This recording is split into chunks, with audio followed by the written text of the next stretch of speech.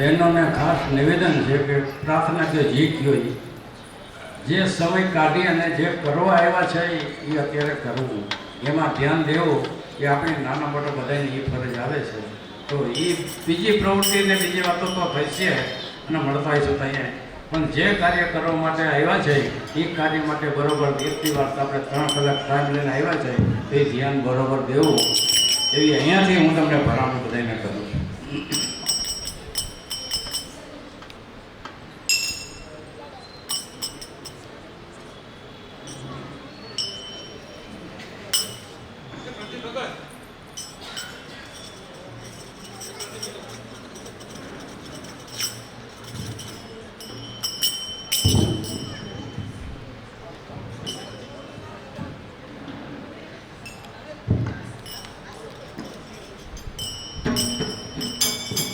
ઉડે રે ગુલાલ ઉડે રે ગુલાલ મારા ઘરડાને મંડળમાં ઉડે રે ગુલાલ ઉડે રે ગુલાલ ઉડે રે ગુલાલ મારા ઘરડાને મંડળમાં ઉડે રે ગુલાલ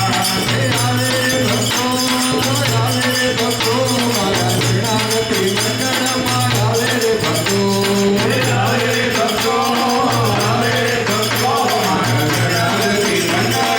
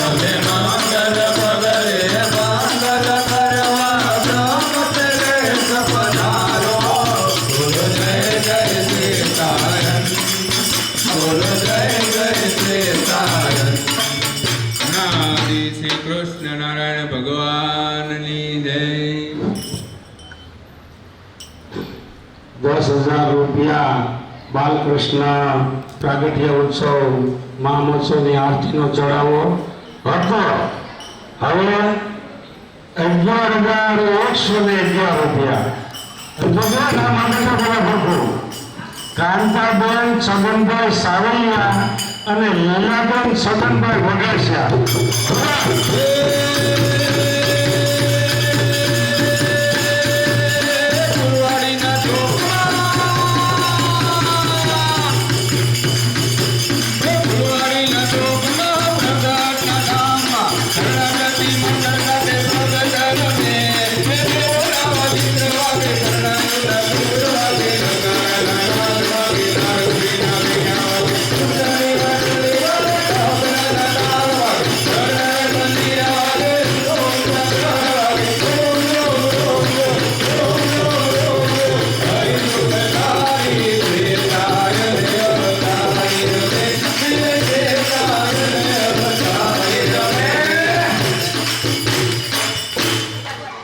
ભાઈ ત્રણસો ટકા ભાઈ ઉભા છે કોઈને બોલાવો હોય તો ત્રણસો ટકાને બોલાવી લેજો.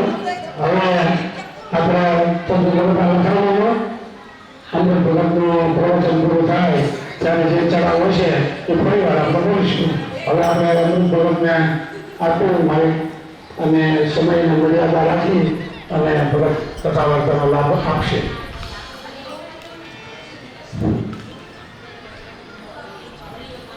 અનાદિ શ્રી કૃષ્ણ નારાયણ ભગવાનની જય.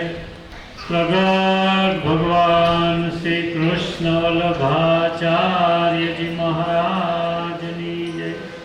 શ્રી શ્વેતાયન વ્યાસ અવતારી મહાપ્રભુની જય.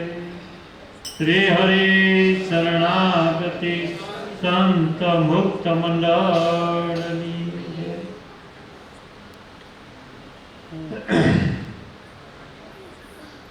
મહારાજે સમય મર્યાદા આપી. હવે ભગવાનના સંતોની ઓળખ કરવી હોય તો કઈ 2-5 મિનિટમાં થોડી થાય,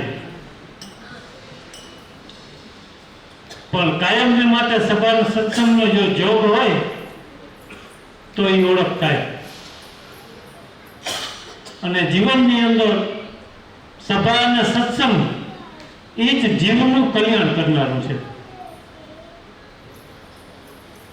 એના વિના આ જીવ નથી ભગવાનને ઓળખતો, નથી સંતને ઓળખતો. ભગવાન અને સંત આપણા જેવા જ માણસ જેવા માણસ છે, પરંતુ ભગવાન અને સંતને ઓળખવા માટે એવો સાચો સત્સંગ તો ઘણી જગ્યાએ થતા હોય, પરોક્ષના સત્સંગ થતા હોય, પ્રગટના સત્સંગ થતા હોય, પણ સાચો સત્સંગ, સાચો સંગ, એ સાચા સંગને ઓળખવા માટે મહારાજે આપણને આ ગુજરાતી શાસ્ત્રો આપ્યા, અને જેમાંની આજે આ 3જા દિવસની કથા ચાલુ છે. 7 દિવસ કથા સાંભળવા મળશે. અખિલ ભૂમંડળીય સાંપ્રદાયિક મુક્તિ વ્યવસ્થા, એની અંદર ભગવાને શરણાગતિ મંડળને ભગવાનને રાજી કરવાના ઉપાયો બતાવ્યા, એની રીતો બતાવી. ભગત વાત કરે છે અને શાસ્ત્રમાં સંતનો જ મહિમા આવે છે.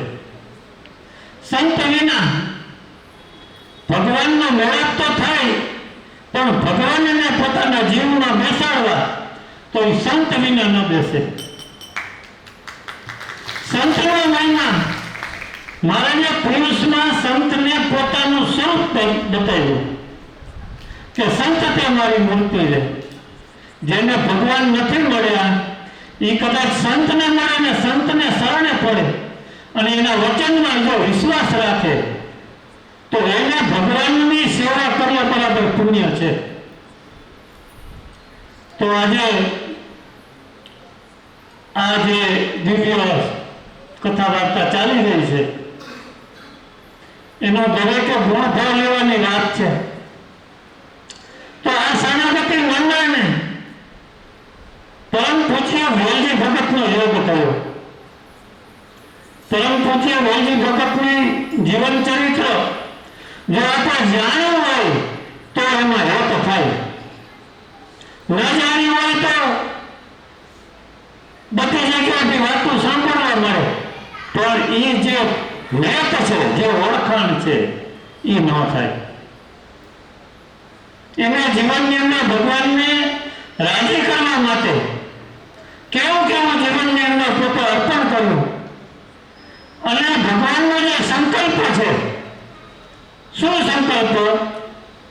તો કે જીવ પ્રાણી માત્રને ભગવાનની ઓળખ થવી અને જન્મ મરણમાંથી બધાને મટી જવું. મારા એક જગ્યાએ એવું પણ બોલ્યા કે વિશ્વ આખું અનાદિ શ્રી કૃષ્ણ નારાયણને ભજશે. પણ ક્યારે ભજે? જ્યારે આ સભા સત્સંગ સમય અવિરત ચાલુ હોય, અવિરત.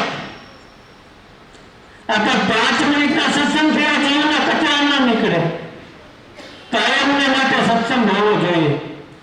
પરમ પૂજ્ય વલજી ભગતે પોતે દ્રષ્ટાંત પૂરું પાડ્યું કે પુણેની અંદર 365 દિવસ સત્સંગ કરાતા.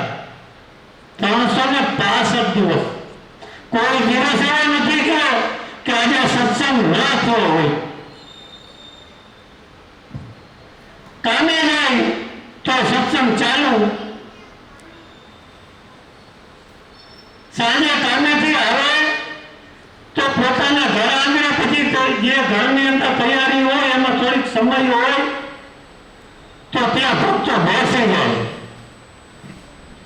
એ ભક્તોને સત્સંગનો ખપ હતો, ભગવાનનો ખપ હતો. તો એ જે ભક્તો બધા સત્સંગ કર્યો છે એ સત્સંગના ભેળા કરીને કુકાલને પાદર 1975 મહારાજની મૂર્તિ પધરાવી અને પ્રગટ ઉપાસના વિશ્વમાં ભગવાનને જગ જાહેર કરી દીધા. એ ભગતે એવો સત્સંગ રેડ્યો ત્યારે આ વસ્તુ બની. વિચાર કરો તમે, આ મનુષ્ય દેહની અંદર આપણે શું કરવાનું, શેના માટે આવ્યા છીએ આપણે? એ સત્પુરુષો એ સમજાવે છે કે તમે ભગવાનને રાખશો, ભગવાન અને ભગવાનના સંતોએ બતાવેલી સેવા કાર્ય કરશો, એની આજ્ઞા પાળશો તો તમારો સંસાર તો સહેજે સહેજે હલ્યો જશે, પણ તમે જગતની અંદર પ્રસિદ્ધ થઈ જશો. તમે જગતમાં તમારા શાસ્ત્રમાં નામ અમર થઈ જશે. આવી ભગતે સત્સંગ પુનાની અંદર કરાયો. પછી એક વાત, સહેજે થોડીક વાત થઈ હતી આ સત્સંગમાં, પણ મને જેટલી ખબર છે એવી સ્પષ્ટતાથી હું વાત કરું કે પ્રગટ ભગવાન શ્રી કૃષ્ણ વલ્લભાચાર્યજી જામનગરમાં હતા ત્યારે ઘણા ભક્તો મહારાજને મોટા સંત તરીકે ઓળખી લીધા હતા. ઘણા ભક્તો ઓળખી લીધા હતા.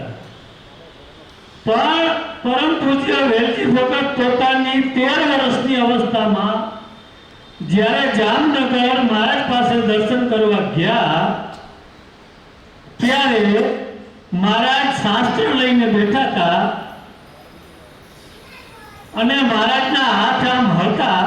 એ હાથમાં, મહારાજના હાથમાં ભગતે ચિહ્નના દર્શન થયા અને મહારાજ જે શાસ્ત્ર લઈને બેઠા હતા એ શાસ્ત્રનું ભગવાનની ઈચ્છાથી પવન આવ્યો અને પવનથી પાનું ઉતર્યું અને એની અંદર ચિહ્નનું વર્ણન હતું. એટલે પરમ પૂજ્ય વેદી ભગત ભગવાનને ચરણારવિંદમાં પગે લાગી અને કૃપાળુતા ભગવાનને કીધું કે પ્રભુ દયાળુ, આપ તો ભગવાન છો. ત્યારે મહારાજ એમ બોલ્યા કે ના ના ના, અમે તો સાધુ છીએ. ત્યારે ભગતે શું કીધું? ભગત એમ કીધું કે તમે તો ભગવાન છો. સૂર્ય ઢાંક્યો ઢંકાય ખરો? ભગવાન છે એ કોઈ દિવસ અછાના રહે નહીં. તમે ભગવાન જ છો. ત્યારે ભગવાન એના ઉપર એવા રાજી થયા કે મહારાજ એમ બોલ્યા કે તે મને પહેલો વાળો ભગવાન કીધો. ભગવાનને ઓળખનારા, એના શરણમાં જાનારા ઘણા હતા, પરંતુ ભગવાન કહેનારા આ પૂજ્ય વેલજી ભગતે ભગવાન કીધા એટલે ભગવાને એને આશીર્વાદ આપ્યો કે તે મને ભગવાન કીધો તો હું જે કામ માટે આવ્યો છું તો હવે એ તું કામ શરૂઆત કરજે, કથા વાર્તા કરજે અને કીર્તન ને એ બધું કરજે. ત્યાંથી ભગતે જામવંથલીમાં કીર્તન બોલવાનું, કીર્તન તો બોલતા પણ કથા, મહારાજના શાસ્ત્ર વાંચવાનું ચાલુ કર્યું. તો ધીરે ધીરે ત્યાં ભગવાનની જે કાર થવા માંડી.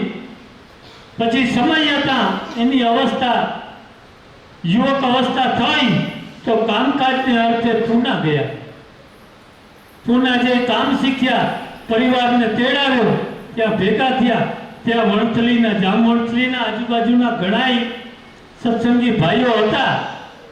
તો એના ભેગો સત્સંગ સ્વામિનારાયણ ભગવાનનો કરી અને જે હેત પ્રીત જે બતાડતા હતા તો એને ભગતે ભગવાનની ઓળખાણ આપતા કે શ્રી કૃષ્ણ વલ્લભાચાર્યજી સ્વામી શાસ્ત્રીજી મહારાજ એ ભગવાન છે, એના હાથ પર ચરણમાં ચિહ્ન છે.